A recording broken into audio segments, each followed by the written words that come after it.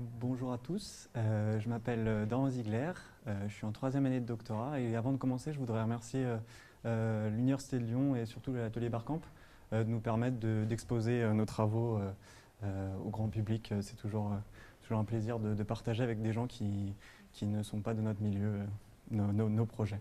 Donc moi, je vais vous présenter aujourd'hui un travail que je fais de thèse qui porte sur la sénescence et sur le métabolisme. Donc c'est un mot compliqué, on va voir un peu après comment ça se passe. Et plus exactement, le rôle de la voie du mévalonate et du cholestérol, que tout le monde connaît, dans le vieillissement cellulaire, qu'on appelle aussi sénescence. Donc alors, déjà pour commencer, pourquoi s'intéresser au vieillissement? Je vais vous montrer cette photo d'un personnage très célèbre, vous devriez à peu près tous le reconnaître, peut-être pas, donc je vous donne un autre indice. Toujours pas. Un autre indice.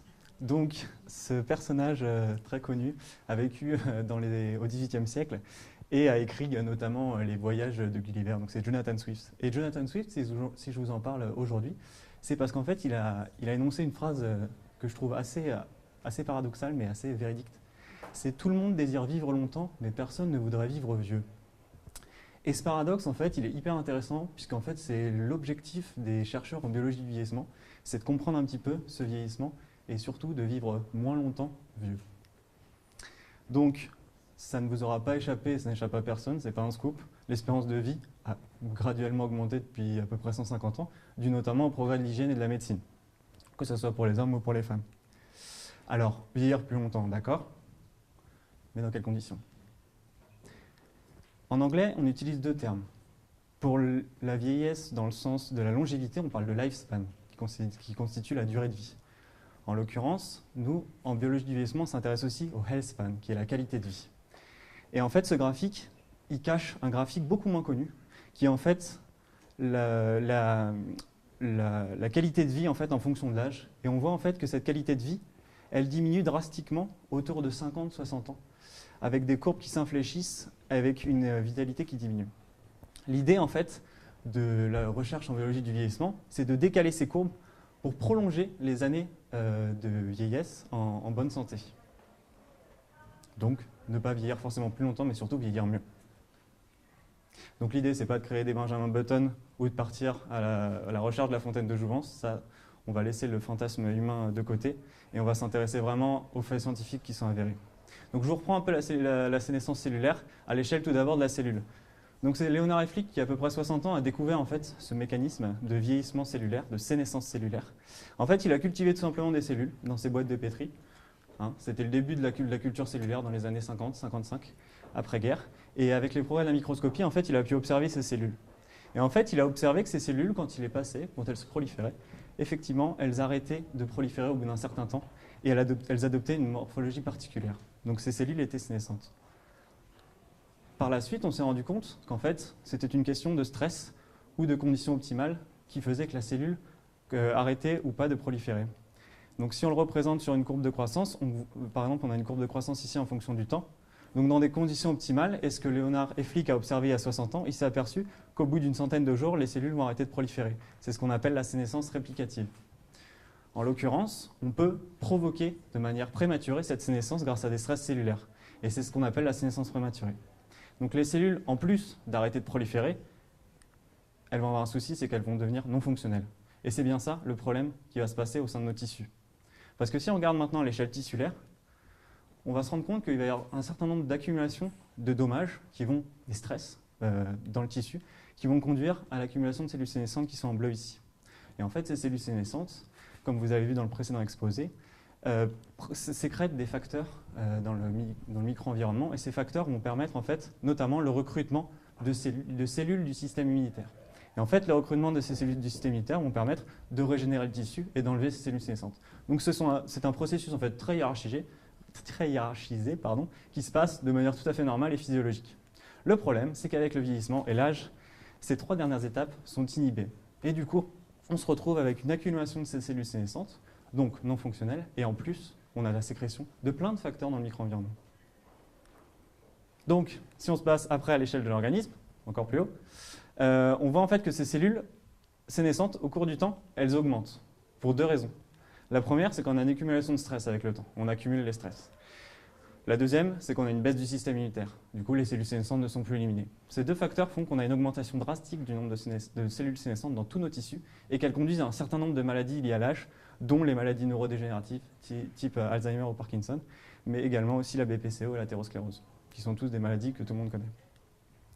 Et le point intéressant, c'est que la recherche en biologie du vieillissement a montré récemment qu'en fait, si on éliminait spécifiquement ces cellules, on pouvait augmenter la durée de vie des modèles murins, mais surtout, on pouvait retarder l'apparition des pathologies liées à l'âge. Et c'est ça ce qu'on appelle le health span. Donc moi, mon projet, c'est de m'intéresser à trouver les mécanismes qui régulent ce vieillissement en fait, prématuré. Et en fait, moi, je m'intéresse au métabolisme cellulaire. Donc le métabolisme cellulaire, peut-être que ça rappelle de vieux cours de biochimie à certains. Pour les autres, ça ressemble à peu près à ça. Donc là, je vous ai montré la version la plus simplifiée. Non, c'est pas du tout non plus un plan de métro de Hong Kong, hein, c'est tout simplement le métabolisme tel qu'il est connu actuellement. Et en fait, je voulais vous le simplifier parce que moi aussi, quand j'ai commencé ma thèse, j'y connaissais pas grand-chose. Donc on va prendre l'exemple des Lego, parce qu'en fait, le métabolisme, c'est l'ensemble des réactions chimiques qui se passent dans une cellule. Et ce qui se passe, c'est qu'on a des briques qui sont ordonnées ou des pièces qui sont détachées. Et du coup, donc quand les briques sont attachées et qu'elles forment des grosses macromolécules, elles permettent la croissance cellulaire. Et donc, ce qui est intéressant, c'est qu'en fait, tout schéma, on peut le résumer en deux grandes parties. Le métabolisme, c'est la suite entre une déconstruction et une construction. Et c'est cyclique comme ça. Vous avez des constructions, c'est l'anabolisme. La déconstruction, c'est le métabolisme. Et moi, je m'intéresse particulièrement à une voie qui est impliquée dans l'anabolisme et dans la synthèse des molécules. C'est la voie du mévalonate qui est responsable de la synthèse des lipides. Donc là encore, je vous ai mis un schéma très simplifié. Mais en fait, ce n'est pas si compliqué que ça. En fait, vous avez une voie du mévalonate qui est en bleu représentée en plein milieu. Et donc, vous avez vos petits Legos qui arrivent ici. Et en fait, vous allez assembler grâce à des enzymes qui vont permettre les transformations biochimiques, une série d'enzymes. Et grâce à ça, vous partez de vos petits morceaux de Lego détachés et vous arrivez à former des pièces qui sont les produits finaux, comme par exemple, dans les sous-voies ici, la synthèse du cholestérol. Et ce que je me suis amusé à faire pendant ma thèse, puisque c'est vraiment un travail très amusant, c'est de modifier en fait l'activité de cette voie. Donc je me suis amusé à la booster, à regarder qu'est-ce que finalement mes cellules, qu'est-ce qui va se passer quand je vais les booster. Donc pour cela, j'ai surexprimé des enzymes. Ou alors j'ai ajouté des métabolites, donc des petits Legos. Donc quand je surexprime des enzymes, en fait, on voit que si on fait une courbe de croissance, comme je vous ai montré en introduction, en fait, en orange, vous avez la courbe de croissance des cellules quand elles ont une voie mévalonate qui a augmenté. Et vous voyez qu'effectivement, elles atteignent un plateau qui est beaucoup plus rapide. En ajoutant un Lego à notre magnifique milieu qui est ici, vous allez voir que les cellules qui sont dans les boîtes de pétri, au bout d'une trentaine de jours, elles vont commencer à arrêter de proliférer. Donc vous avez deux expériences qui montrent qu'en fait, le boost de la voie mévalonate est un stress pour la cellule et induit la sénescence. Maintenant, on peut aussi inhiber la voie, et de la même manière, si on inhibe la voie, on se rend compte, en vert, par rapport en noir, le contrôle, que les cellules vont poser beaucoup plus. Donc on a un effet miroir. Donc on a un rôle clé de la voie mévalonate.